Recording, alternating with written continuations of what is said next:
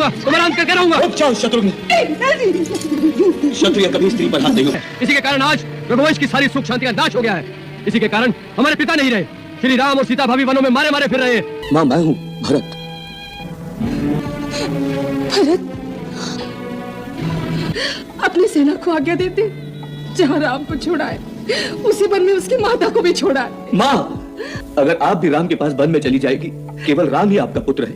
नहीं भरत। भरत नहीं, क्या आप अपने स्नेह का हाथ मेरे सिर पर रखेंगी? परंतु मेरे भाग्य में मां का ब्याह कहा। नहीं भरत नहीं। मेरे पाप का यही दंड है माता, कि मैंने कैकेयी की कोख से जन्म लिया। दाता ने इस संसार में कैकेयी जैसी क्रूर नारी को जन्म ही क्यों दिया? और अगर जन्म देना ही था तो उसे बांझ क्यों नहीं बनाया, जिससे मेरे जैसा कुल का कलंक पैदा ही ना होता? नहीं भरत नहीं। मैं भगवान की शपथ लेकर कहता हूं कि जो कुछ भी हुआ है, यदि उसमें मेरी लेश मात्र भी सहमति रही है, तो मेरा सारा ज्ञान, गुरु की दी हुई सारी विद्या इसी समय नष्ट हो जाए और संसार के समस्त पापियों के समस्त पापों का दंड केवल मुझे मिले।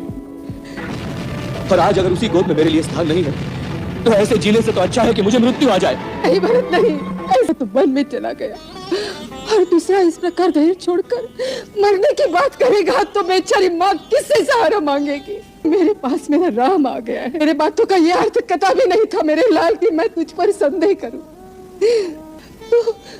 तो मेरी आज्ञा अवश्य मानेगा। मुझे बल भेज देना मेरे लाल, मुझे बल भेज देना।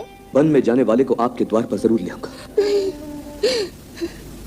ऐसे सपने मुझे मत दिखा भरत। दो पुत्र गए, बहू गई, परंतु उन्हें साथ जाते देखकर भी मेरे प्राण उनके साथ नहीं गए।